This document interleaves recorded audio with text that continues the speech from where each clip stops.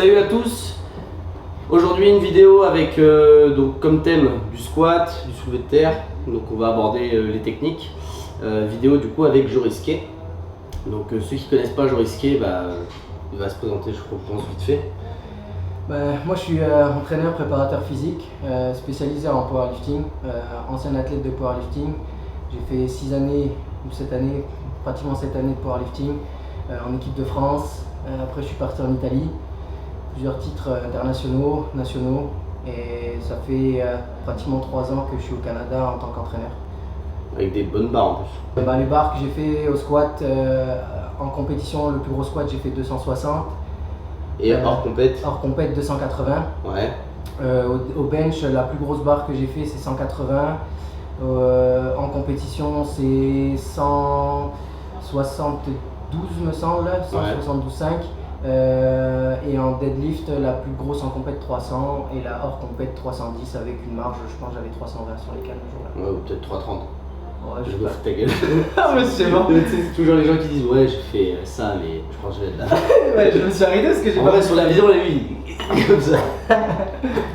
Donc du coup le but de la vidéo c'est de parler un petit peu de ce qui se fait en ce moment au niveau des techniques. Alors ce qui se fait en ce moment c'est les techniques qu'on peut retrouver je pense le plus dans nos tafs. Moi dans la box de CrossFit qu'on a. Et puis un petit peu avec les gens que je peux coacher à droite à gauche lors des séminaires. Je pense que toi t'en as pas mal aussi. Ouais, moi après pareil, un peu la même chose, c'est ce que je vois aussi au gym où je suis au Canada, un peu il y a des techniques qui sont un peu totalement diverses. T'as ceux qui s'entraînent en CrossFit, t'as ceux qui s'entraînent, qui sont dans le gym où je suis, il y a beaucoup d'athlètes qui viennent du football américain, hockey, des affaires là, qui viennent des sports universitaires. Ouais, pas comme en France quoi. Ouais, c'est ça, et on voit des techniques qui sont, certaines sont littéralement à chier. Il y a certains squats, c'est même pas des squats, c'est des demi-squats. Ouais. Il y a des techniques qu'on voit qui n'ont pas été appuyées au niveau technique par les entraîneurs. Ça a été souvent, c'est souvent des techniques qui sont ajustées que par rapport à la discipline. Il n'y a pas de travail dans les amplitudes ni rien. Je pense qu'à la potentialisation, donc ça donne lieu à des défauts. Et même des déséquilibres musculaires surtout. C'est ça. Des équilibres musculaires, des défauts. Après, ensuite de ça, il y a les novices qui débarquent avec des conseils de certains expérimentés qui sont pas des coachs, qui leur donnent des conseils qui sont à chier, parce qu'eux ils ont une technique à chier littéralement déjà à la base. Donc ça donne des techniques un peu comme on voit tous les jours, tu sais, des techniques comme toi, je pense que tu as l'habitude de voir. Je pense que le plus gros souci, je sais pas si tu es d'accord avec moi, mais moi le souci que j'ai le plus dans les personnes que je peux coacher, sans parler même de technique, tu vois, de défauts ou autre, c'est les personnes qui suivent un modèle parce qu'ils connaissent quelqu'un qui est fort, qui fait comme ça. Ouais, et en gros, les gens ils ont trop tendance à. Je sais bien que tu vois, on dit l'habit fait pas le moine, mais quand même un petit peu. Et de temps en temps, faut pas non plus le prendre au pied de la lettre. T'as des mecs en fait qui soulèvent lourd, en squat par exemple, et du coup ils vont te dire c'est comme ça qu'il faut squatter. Sauf que le problème c'est que c'est par moment, et puis surtout en ce moment je trouve, tu as des personnes qui ont des techniques dégueulasses, vraiment dégueulasses, qui sont en plus au-delà de leur technique, qui sont on va dire néfastes sur le plan santé. Et comme eux ne se blessent pas, et encore des fois c'est une question de temps, c'est ça. Et puis aussi c'est une question de communication, les gens ne disent pas tout. Comme eux se blessent pas, et en fait ils font une communication en disant c'est comme ça qu'il faut squatter, moi je squatte comme ça, je suis fort. Donc en gros le fait de faire des barres lourdes donc légitime un petit peu la technique, et du coup il y a pas mal de gens derrière qui vont faire la même chose et qui vont faire des squats avec une technique de merde. À la base, moi si j'ai un conseil à donner à ce niveau là, c'est que dès qu'on entend un qui vient, s'il y en a un qui vient et qui vous dit moi je squatte lourd comme ça, donc c'est comme ça qu'il faut squatter, lui déjà il faut pas l'écouter, c'est un teubé. Clairement c'est un idiot fini, parce que à partir du moment où lui il dit moi c'est comme ça donc c'est comme ça qu'il faut faire, donc lui déjà il te donne un conseil à chier, parce que ça veut dire qu'en gros toi t'es comme lui ou n'importe qui est comme lui. Donc à partir de ce moment là le mec il a pas compris ce que c'est déjà, donc il a pas compris ce que c'est l'individualisation. Donc à ce moment là déjà il faut même pas l'écouter, même si en soi son squat il peut être propre. Oui complètement. C'est juste une question que déjà tu peux pas faire, ça se trouve toi tu auras juste une petite chose qui va changer pour toi et qui va faire que ton squat sera individualisé. Ça va être une rotation de pied qui va être un peu plus ouverte, ça va être tout simplement une position du tronc qui va être haute, un écartement de pied qui va être autre, et ça va changer ton squat et l'individualiser à ton profil. De toute façon les seules choses qui sont communes on va dire à tout le monde, c'est des trucs ultra basiques comme le setup, c'est-à-dire avoir un setup on s'économise, Le regard, ça va être après le souffle, donc tout ce qui est, tu vois, Ouais, les timings en termes de gainage, etc. Tout ce qui est après point technique de base au squat, les poussées de genoux, la centralisation de la barre au centre du pied quand tu descends. Oui, complètement, ouais, tout le long du mouvement. Mais en fait, s'il y a une personne qui vous dit place-toi comme ça parce que moi je me place comme ça et c'est ton placement, en fait c'est une aberration parce que à partir du moment où on n'a pas les mêmes leviers, et c'est très rare je pense que quelqu'un ait exactement les mêmes leviers qu'une autre personne, parce qu'il n'y a pas que la taille des fémurs ou la taille des tibias ou autre, il y a tout à prendre en compte.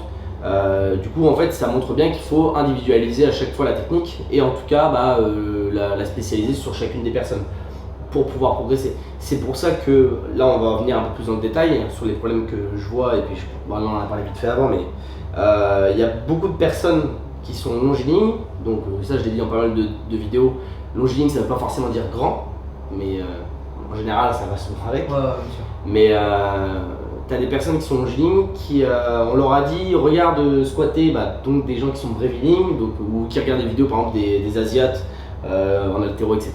Et qui du coup se mettent à squatter de la même manière, c'est-à-dire en essayant de garder le tronc le plus vertical possible.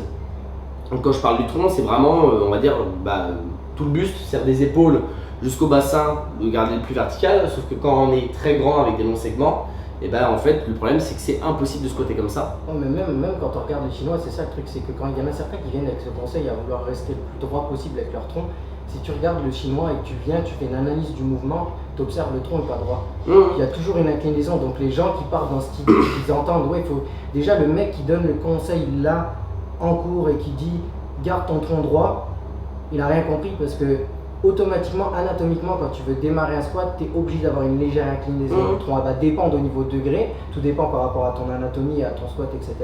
Mais par contre, il y aura toujours une inclinaison, c'est impossible de rester le dos complètement droit. Et de toute façon, après, en plus, plus tu as des grands segments, plus tu as une inclinaison qui est importante. Ouais, tu es obligé, plus tu as de porte-à-faux avec le bassin, c'est-à-dire plus tu as le bassin qui part loin derrière, c'est-à-dire des mecs qui ont des physiques comme Rodon, etc.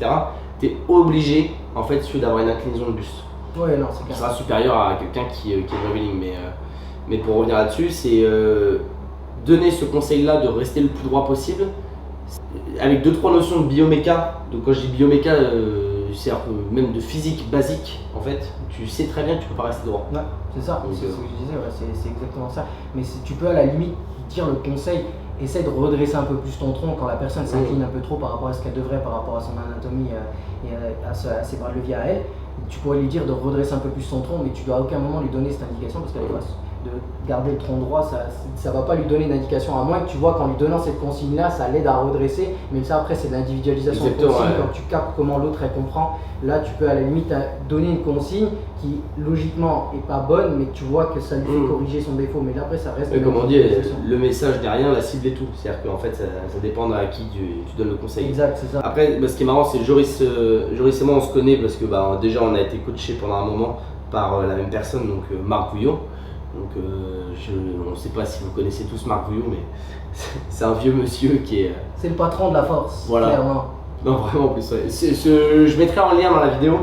Tu l'avais vu le reportage de la force oui. Avec, comment il s'appelle, la Lucien. Oui. Je vous mettrai un lien dans la vidéo. Tu vois même Prony, il me semble. Prony, il est dessus. Ouais, mais ils sont énormes. Il avait presque des cheveux en entier. Mais du coup, Marc Gouillot, c'est un ponte dans la force athlétique et aussi dans la prépa physique. Et pour le coup, c'est un des seuls mecs, je crois que c'est le seul coach qui a fait squatter un Français au-dessus de 400 en row. Mais je crois que c'est le même seul coach français qui a ramené un powerlifter au niveau mondial strongman. Next to go, a man who's no stranger to champagne, Jean-Pierre Broulois.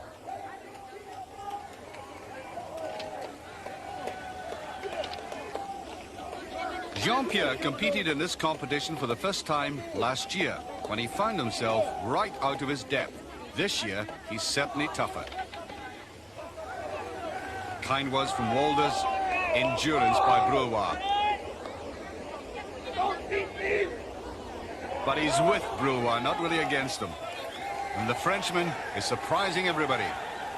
Et c'était Jean-Pierre Broulois. Ouais, Jean-Pierre Broulois qui est allé en strongman, qui a fait les World Strongest Man. C'est un des seuls Français qui avait fait les World Strongest Man dans ce temps-là. Et du coup, en plus, pour la petite anecdote, Vouillot, il avait fait un entraînement cuisse avec Tom Platz. Ouais. Il l'avait dit aussi. Ouais. Tom Platz. Ouais. Donc Tom Platz, pareil, ceux qui ne connaissent pas, je vous laisse taper sur Google Images. 21 squats à 210 kg. Ouais.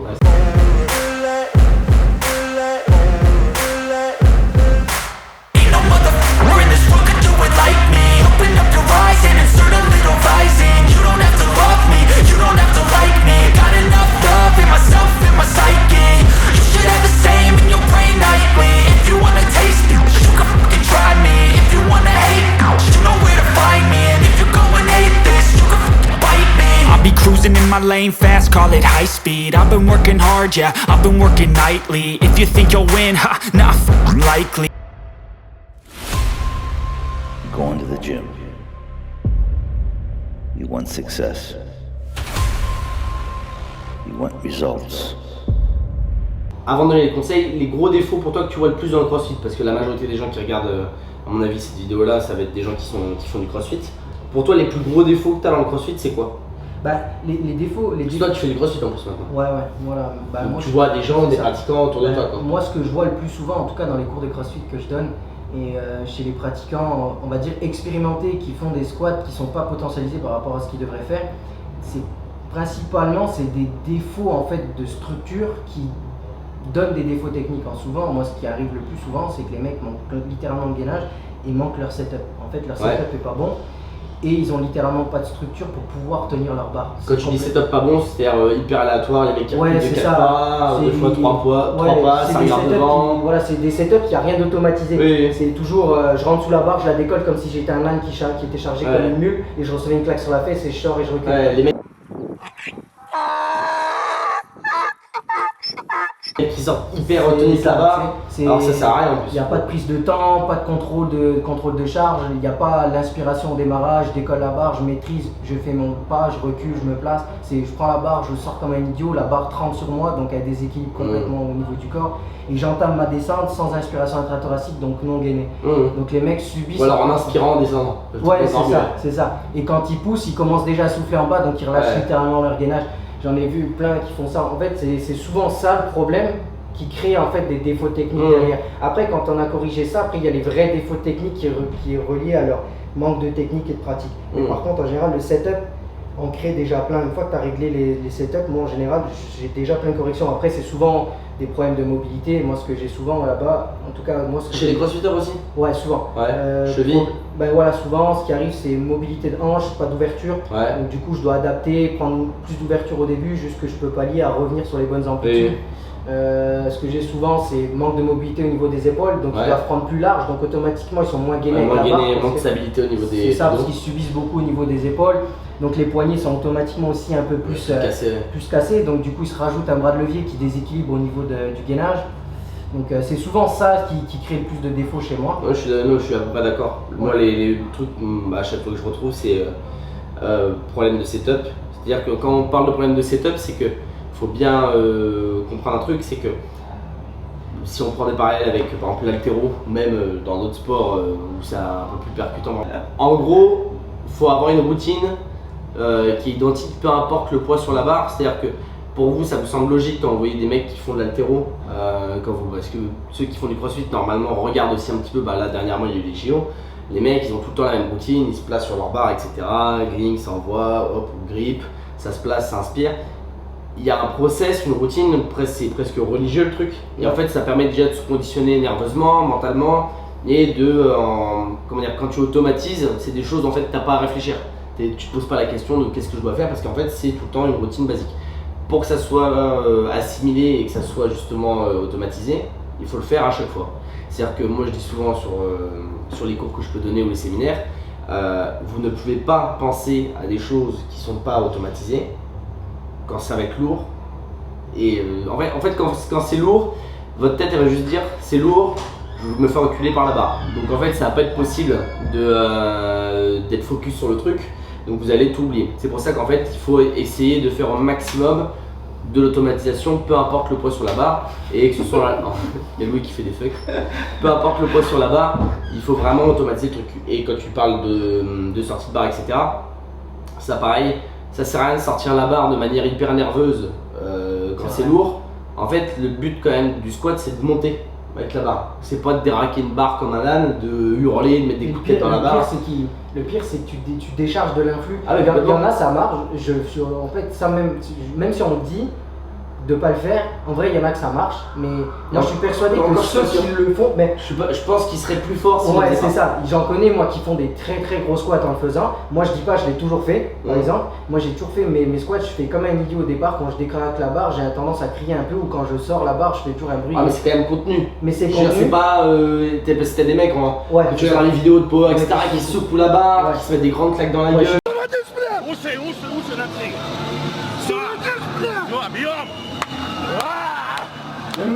pas à ce point-là, mais voilà, je veux dire qu'il y en a certains qui le font, ils sont très forts quand même, mais par contre, moi je suis persuadé, comme toi tu Oui. le dis, je pense qu'ils pourraient décharger plus d'influx nerveux dans leur barre, Sûr. mais je pense que c'est exactement ce qu'on vient de dire au niveau des consignes, en fait, c'est qu'ils ont créé des automatisations qu'en fait ils pensent plus quand c'est lourd, c'est tellement ancré que tu pourras pas leur enlever, en fait ça faut qu'ils l'enlèvent quand c'est léger. C'est pour ça que ce qu'il dit Marin, c'est ça qui est important, c'est qu'il faut en fait automatiser quand c'est léger, parce qu'à un moment donné quand c'est lourd tu vas automatiser tout et tu vas penser qu'à un détail. En général quand c'est lourd tu penseras à un seul Toi, détail. tu penses à quoi, toi, quand c'est lourd? Moi quand c'est lourd je pense, pour moi sincèrement je Ouais. pense les coudes. Les coudes? Ouais. Moi c'est le truc qui me focus le plus parce que C'est-à-dire de les rester ouais, les bloqués, garder verrouillés? les plus bloqués, Ouais. les plus bloqués, parce que je sais que c'est la seule chose que j'arrive à changer malgré la barre. Ok. Par contre, tout le regard, mon inspiration intrathoracique, mes genoux, il n'y a rien qui va bouger, tout est automatisé. Mais pas, une fois que j'ai placé mon deuxième pied, si je l'ai mal placé, je vais squatter Ouais. comme ça, je ne change plus rien, Oui. tout est placé. Par contre, mes coudes, je suis capable de bouger, et je suis capable d'avoir une action dessus. Si je les sors trop, ben, je vais tomber vers l'avant. Ouais. Et si Ouais, je les donc garde t'es concentré à fond là-dessus, c'est ton ouais, focus. c'est mon détail, c'est le truc sur lequel j'arrive à penser, mais j'arrive pas à penser à autre chose. Ouais. Et moi, le truc auquel je pense le plus, c'est le poids dans le pied. C'est l'équilibre dans le pied. Je me dis, il faut absolument que je me concentre pour que mon poids dans le pied, il bouge pas. Il faut qu'il reste au milieu, et si jamais il bouge un petit peu, je sais quoi faire pour ajuster, c'est avec l'ouverture de genoux, etc. Mais c'est le truc sur lequel je suis le plus concentré. C'est-à-dire que je sais très bien que si mon poids dans le pied bouge pas, ma rep elle est bonne. Ok. C'est-à-dire que en termes de, si je rate, c'est parce que j'ai pas assez de force. Mais ce sera pas une erreur technique. C'est vraiment mon curseur de réussite technique ou pas, quoi. Si le poids n'a pas bougé, tu c'est penses que c'est vraiment, tu sens qu'il faut que ton pied, en fait, il n'y a pas de déséquilibre entre avant et exactement, arrière, il faut que ça soit vraiment centré. Ça, je le dis souvent pareil dans les séminaires, c'est que le squat, c'est un mouvement vertical, sur la verticalité uniquement.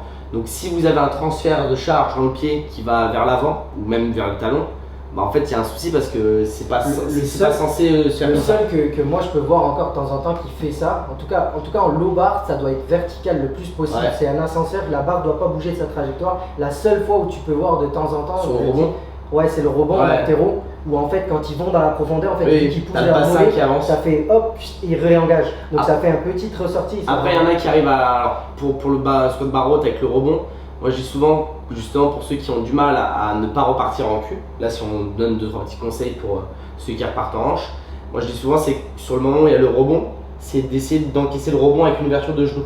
Pour Ouais. garder le poids dans le milieu de pied et pas justement avoir les genoux qui viennent taper sur la mobilité de cheville et où tu viens partir dans l'avant du pied à fond. Parce qu'automatiquement si vous êtes dans l'avant du pied en bas du squat, le talon il va devoir se reposer, et quand le talon se repose, c'est les hanches qui partent vers l'arrière avec les Ouais. genoux qui s'effacent.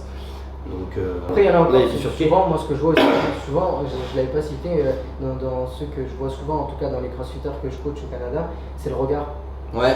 Souvent j'ai la tendance à leur répéter sans cesse, mais ils le font dans tout, ils le font au deadlift, ils le font des fois même en haltéro. Ouais. Ils ont la tendance à vouloir regarder au sol. Ouais, Et je leur dis toujours, moi un truc très simple, je leur dis amuse-toi à marcher, à regarder vers le sol, et à un moment donné tu vas voir que tu vas te casser la gueule. Donc apprends à regarder droit devant toi, je te demande pas de faire une hyper extension cervicale, Ouais. mais je te demande de regarder droit devant toi, ta tête, ta colonne sera alignée, mais par contre quand tu remontes en haut, tu vas sur la validation, fais pas l'idiot, bon bah Oui. pas le plafond, mais Oui. ta ligne. Ça, moi je dis souvent aux gens pareil, je dis en fait les yeux ça bouge. Je dis donc en fait t'as le droit de regarder devant en faisant ça, tu vois, parce qu'ils comprennent que regarder devant pour eux c'est ça, tu vois. Ouais, c'est ça. Je dis gros, je dis quand tu marches t'es pas comme ça. Ouais, c'est souvent ça que moi quand ils me disent, mais je fais pas une hyper extension des cervicales. Tu te mets normal, tu regardes comme ça, et si t'es un peu penché sur l'avant, tu regardes devant. Voilà, c'est ça. C'est pas dire de toute façon, le meilleur exemple à chaque fois c'est les moments d'haltérophilie, les mecs regardent devant, donc en fait exact. tu regardes par terre. Moi, c'est ce que je leur dis souvent, c'est pour le deadlift, quand j'ai j'ai souvent cette réplique en face, et quand je leur explique la technique, ils me font ouais. Ça, c'est je te parle de powerlifters qui s'entraînent au gym et qui viennent me demander des conseils. Des fois, quand ils voient ils m'entraîner en powerlifting, ils me disent ouais, tu peux regarder mon deadlift et tout. Et des fois, je regarde, je dis, mais pourquoi tu regardes le sol? Parce qu'ils sont tous avec un deadlift où ils Ouais, on comme regarde ça. vraiment presque. Ils me disent, bon, ouais, mais on m'a dit qu'il faut aligner toute la colonne. Je lui dis, mais. Je lui dis, man, tu vois pas que ça t'envoie vers l'avant et que tu n'arrives pas à ouvrir ta cage thoracique parce que tu es fermé sur ta position à cause de ton regard. Et la première chose qu'ils me disent, c'est ouais, mais j'ai déjà vu des mecs qui levaient très lourd comme ça et j'aligne la colonne. Je lui dis, mais mec, est-ce que je vais te dire un truc très con? Je lui dis, combien tu lèves? Donc les mecs, ils sont pas sur des grosses barres parce que dans mon gym, j'en ai pas beaucoup qui lèvent beaucoup, très lourd. C'est 210, du 220 kg. Je regarde, je fais, mec, t'as 220 kg.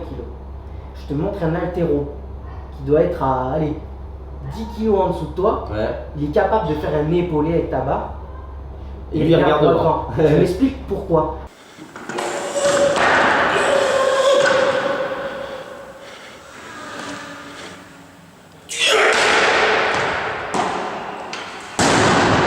Et lui, en plus, sur les terres, c'est pas son sport. Ouais, c'est ça. Je dis, c'est pas son sport. Lui, il fait un épaulé, c'est-à-dire qu'il la met sur ses épaules. Donc, il met de la vitesse, c'est-à-dire qu'il est capable de faire un deadlift plus lourd que toi. J'ai dit, pourquoi? Ils me font, ouais, mais moi, j'avais entendu que quand tu fais une hyperextension cervicale, tu coupes. J'ai eu un mec un peu. Ouais, mais tu vois, pareil, hyperextension cervicale, ouais, c'est pas ce qu'on est en train de dire. C'est faut ça. regarder Et devant. lui, il parlait d'hyperextension cervicale en faisant ça. Je lui disais, mais déjà, c'est pas une hyperextension. Et il me disait, parce que, en gros, en faisant ça, ça faisait une hyperextension. Et du coup, automatiquement, ça coupait les innervations qui partaient en fait sur les bras, etc. Et ça coupait l'infini. Et je l'ai regardé. J'ai dit, écoute, cette chose-là, je l'ai déjà entendue, c'est complètement de la merde. Je lui ai dit, man, regarde un haltéro. Ah, c'est connu, quand tu fais ça, tu sens plus tes jambes. Ouais, je lui ai dit, man, tu vois pas que les gars, ils sont capables de faire des tirages après? On fait des corrections, justement sur les placements. Alors, ça, tu vas me dire un peu ce que tu en penses. Ce qui est compliqué, je trouve, dans les correctifs sur des mouvements de force, je trouve que c'est très rare de donner une correction sur un mouvement de force où la personne, elle ressent les bénéfices directement. Parce que, normalement, le corps, de base, se place dans la manière dont il est le plus fort et le plus efficient. Ça dépend du niveau de la personne. Mais on va dire, même peu importe le niveau, ton corps en fait va se placer dans la position où il est la plus forte. Et en général, les gens qui sont forts en dos, quand tu leur fais une correction sur le squat et que du coup tu délestes le travail du dos et qu'ils sont plus sur un travail de canne, ils sont même moins forts souvent. Ouais, ils ont direct, ils disent, et j'ai l'impression ils sont dans les cannes à fond, ils ont mal aux jambes, etc. Et pareil, la dernière fois je corrige quelqu'un, il dit, ah, j'ai super mal aux jambes. Je dis, ouais, mais en fait c'est un squat. Tu vas avoir mal où en fait. Et ça en fait pour moi c'est le truc le plus difficile en gros le plus gros frein en termes de progression. C'est qu'on dit souvent par exemple que le cardio c'est ce qui s'acquiert le plus vite, après la technique, et la force c'est ce qu'il y a le plus long à travailler. Je suis pas sûr à 100% que ce soit le cas. Par contre je suis sûr à 100% que l'ego que les gens ont en termes de ravaler leur fierté, de diminuer les poids pour pouvoir retravailler une technique avec justement des placements meilleurs, et ça c'est le plus gros frein pour progresser en force. Mais complètement. Mais après, là tu disais, tu sais par exemple, le cardio c'est plus vite à atteindre et tout ça. Moi ça par exemple je suis d'accord que le cardio c'est la chose la plus rapide à atteindre. La force est plus long, mais il faut comprendre une chose, par exemple pour les crossfitters, ça c'est quelque chose que je répète souvent, qui me disent, moi quand je leur dis, si tu veux bosser ta force, isole ta force, fais un cycle force. Et ensuite combine le reste. Et ils me disent, ouais, mais si je laisse les autres, je vais perdre les autres. Je leur dis à chaque fois, man, si tu fais la force en même temps que le reste, la force, tu vas la développer à 70%. Tu fais la force. Et encore, ça dépend de où tu commences. C'est ça. Mais ce que tu vas acquérir, tu vas l'acquérir moindrement que si tu l'isolais. Tandis que la force, il ne faut pas oublier une chose, tout ce que tu acquiers, tu vas en garder une grosse partie quand tu vas combiner des autres choses. Tandis que le conditioning, si tu le bosses en isolé, tu vas en développer un gros. Mais par contre, quand tu vas l'arrêter, tu n'es pas sûr forcément que tu gardes la grosse partie. La force, c'est quelque chose que tu peux après couper et mettre en priorité les autres. Et tu vas conserver beaucoup de la force. La force, pour la potentialiser au maximum, il faut l'isoler. Moi, c'est ma façon de penser. Je sais que c'est compliqué à comprendre pour des crossfitters. Parce qu'ils ont l'habitude de faire tout le temps de la polyvalence, etc. Tout le temps alterner, il faut faire des modes tout le temps. C'est surtout qu'ils veulent tout développer en même temps. Et il faut comprendre une chose, c'est que si un décathlonien est capable de prendre en lui-même de l'isolation, pourquoi nous, en tant que crossfitter, il faut qu'on se dise, ouais, il faut tout développer en même temps. On fait plus de disciplines qu'un décathlonien. Donc à partir de ce moment-là, ta gueule et fais comme un décathlonien, Non, isole. mais surtout qu'un mec qui fait En du ton décathlon, il ne fait pas 10 sports par jour Bah oui. à chaque entraînement. Non, c'est ça. Donc, C'est ça, il va isoler et quand il veut développer quelque chose, il prend son temps, il développe Mm. ça, il l'isole. Il le fait pas toujours combiner. Il a la logique de se dire qu'à un moment donné, quand tu veux potentialiser quelque chose, il faut l'isoler pour pouvoir te rendre un peu plus spécifique là-dessus parce que c'est ton point faible. Si la force est ton point faible, il faut le mettre en avant. Et par contre, tu parlais tout à l'heure des problèmes de gainage sur lesquels je te rejoins aussi, sur les squats chez les crossfitters. Pour moi, c'est pas forcément un problème de j'explique, c'est pas forcément un problème de gainage, c'est-à-dire de manque de force au niveau du Ouais. gainage. C'est un problème de placement, c'est-à-dire qu'ils n'arrivent pas à se placer Pour de la ressentir. manière où ils puissent en fait se servir de leur gainage. C'est-à-dire qu'en fait, il y a des mecs qui se butent à faire du gainage planche, lesté, etc. Il y en a qui se butent à faire par exemple des fentes pour pouvoir activer le grand fessier, se renforcer, etc. Mais comme si tu veux, ils n'ont pas de maintien du bassin sur leur squat et ils ont le bassin complètement cambré, bah, le gainage, tu peux en faire autant que tu veux, si tu te cambres, bah, t'es pas gainé. Et en plus en bas, ils ne peuvent pas utiliser leur fessier parce que bah, du coup ils ont complètement un pivot de bassin, il n'y a aucune stabilité. Donc en fait, pareil, vous pouvez faire du renfort autant que vous voulez. Si vous n'avez pas la technique qui vous permet de vous placer correctement, bah en fait vous allez avoir jamais, vous aurez jamais en fait un ressenti qui correspond à ce que vous avez bossé quoi. Non, c'est clair, mais après, moi quand je disais gainage, surtout, moi je pense qu'ils ont aussi un manque d'activation aussi du gainage parce qu'ils se butent, ouais, certains, bon, c'est très rare les gens, quand même, franchement, pour vrai, très rare les gens qui se butent sur du statique là. La plupart du temps, ils disent, ouais, mais j'en fais des abdos, mais ils Dans les crossfitters, il faut pas mal de holo, etc. Ouais, mais encore, hein, et encore, Ouais, je te dirais aussi, que on en moi, sort, ouais. j'en connais pas mal, moi, des crossfitters de bon niveau que j'ai eu en coaching, et quand je leur faisais, moi, juste des gainages classiques, 4 appuis avec pied sur Swiss ball, Ça subit. ils sont en train de subir parce que zéro proprioception de la hanche, donc du coup, vu qu'ils n'avaient pas de proprioception de la hanche, donc zéro sensation et maîtrise en fait du bassin, comme tu dis, donc zéro maîtrise du bassin, zéro activation au niveau du gainage, c'était foutu, les mecs ils n'arrivaient même pas à te mettre du lest, et moi je trouvais pas ça normal.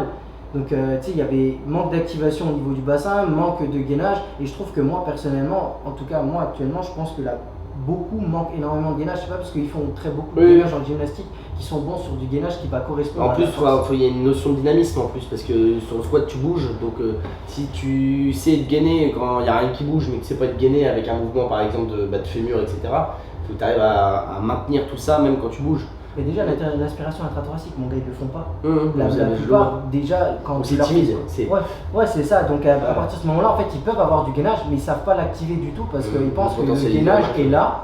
Mais non, quand tu fais un squat, il faut que tu prennes ton aspiration intrathoracique et c'est ça en fait qui va mobiliser tous les muscles profonds au niveau abdominal et qui va venir verrouiller le tout. Toi au niveau de, pareil, je te pose la question, j'ai mon opinion là-dessus, mais toi quand tu squattes, parce que c'est ça pareil, il y a pas mal de crossfitters qui squattent et ils ressentent, là où ils ressentent le plus de tension au moment où ils enclenchent le mouvement, c'est dans le bas du dos.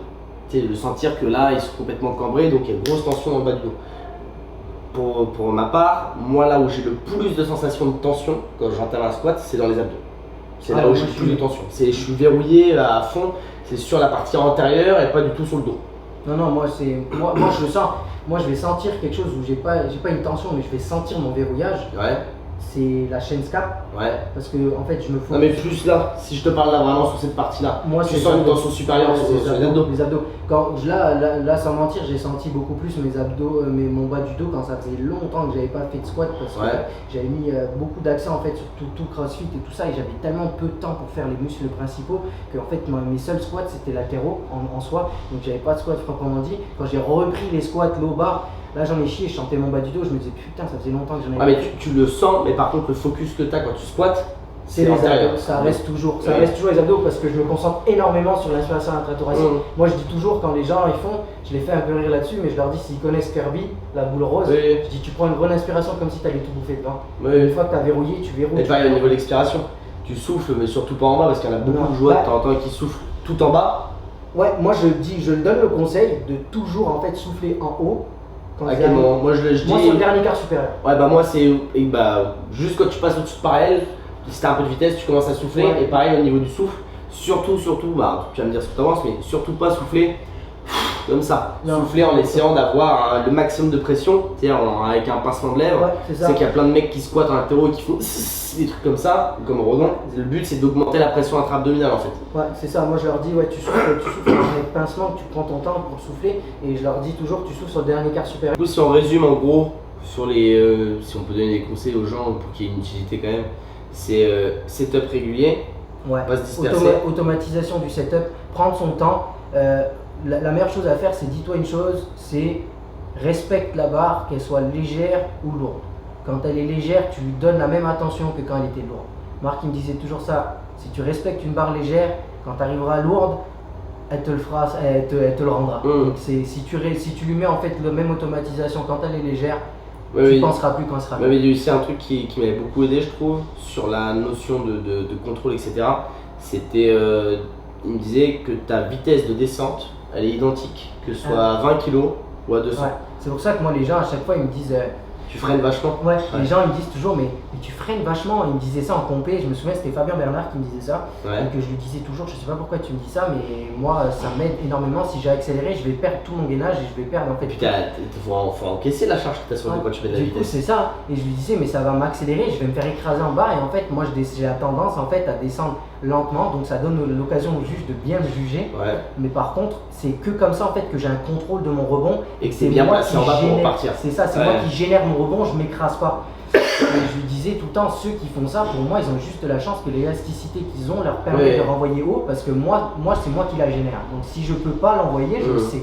Mais je suis Et donc ouais, c'est la même vitesse. Marc il disait ça, il disait en fait en gros tu descends à la même vitesse que ça soit la barre d'échauffement. Et à l'entraînement, les gens me disent tout le temps, on dirait que tu as la même barre quand tu es à 60 kg que quand tu es à 250. On a l'impression que tu vas jamais la monter à 200 et que tu la montes quand même à 260, on comprend pas. Mais moi c'est parce que c'est comme ça qu'on m'a appris, il faut que tu aies la même. C'est marrant parce que moi le fait d'avoir bossé aussi avec Marc, ça fait à peu près la même chose, c'est-à-dire que j'ai des barres à 180 que je monte pas très vite. Mais en fait, ça va garder la même vitesse de descente et de montée à 90. T'as l'impression que tu peines déjà, en fait, tu peines pas ouais. pour toi, parce que le feeling pour toi c'est autre chose. Mais extérieurement, on dirait que tu souffres déjà à 180. Donc pareil, ça c'est assez important et surtout dans le CrossFit, c'est vraiment bâclé. C'est ne pas en fait se laisser complètement tomber sous la barre, c'est-à-dire se laisser tomber comme une merde, moi je dis. C'est exactement ça. Donc setup régulier, pas se laisser tomber comme une merde. Ouais. Et après surtout activation au niveau du gainage. Ça c'est le plus gros, pour moi le plus gros défaut, parce que même si les gens ils ont un setup de merde, si tu arrives à être bien gainé, tu limites quand même les dégâts. Et pour moi c'est pas dur. Vous devez sentir une tension hyper présente au niveau des abdos, et plus vous descendez, normalement plus vous sentez cette tension là. Parce que pareil, moi il y a des gens que j'avais en cours, ils sont bien gainés au démarrage. Donc du coup je leur appuie sur le bide pour qu'ils comprennent. Donc ils font le squat, ils descendent. Et arrivé vers parallèle et sous parallèle, quand ils poussent, paf, les doigts ils s'enfoncent dans le bide. C'est-à-dire qu'ils lâchent complètement le gainage. Et je dis en fait tu peux pas être fort sur la reprise si tu perds ton gainage. Et en fait la majorité des gens, et dans le CrossFit il y a pas mal de défauts comme ça, c'est qu'en fait c'est un rebond qui est un petit comment tu pallies à ça toi? À ça en général ce que je fais c'est les derniers à qui je l'ai fait, c'est je leur appuie sur le bide en fait. Je mets les doigts là juste au-dessus du nombril, tu vois. Et tu leur fais au feeling, et j'appuie et je pousse mes doigts tout le long. Et alors, il y a pas mal de personnes qui, pour moi, le plus gros défaut qui vient générer ça, sauf certaines personnes où du coup ça a été un peu plus compliqué, du coup c'est du cas par cas, c'est la manière dont ils initient les squats. C'est-à-dire que tu as plein de personnes qui m'envoient le cul vers l'arrière, qui balancent le bassin vers l'arrière, et qui en fait dès les premiers centimètres du mouvement, boum, les doigts s'enfoncent. C'est-à-dire qu'en fait ils se cambrent dès le début. Et des fois c'est léger, hein, parce qu'en plus sur les personnes qui sont assez brevilignes, ça fait juste un tic, genre comme ça. Sauf qu'en fait on s'en fout, que ce soit une grosse cambrure ou une petite, à partir du moment où tu lâches devant, tu lâches devant. Donc en fait l'incidence c'est la même. Après t'en as certains, ils arrivent à cambrer légèrement et à garder le gainage.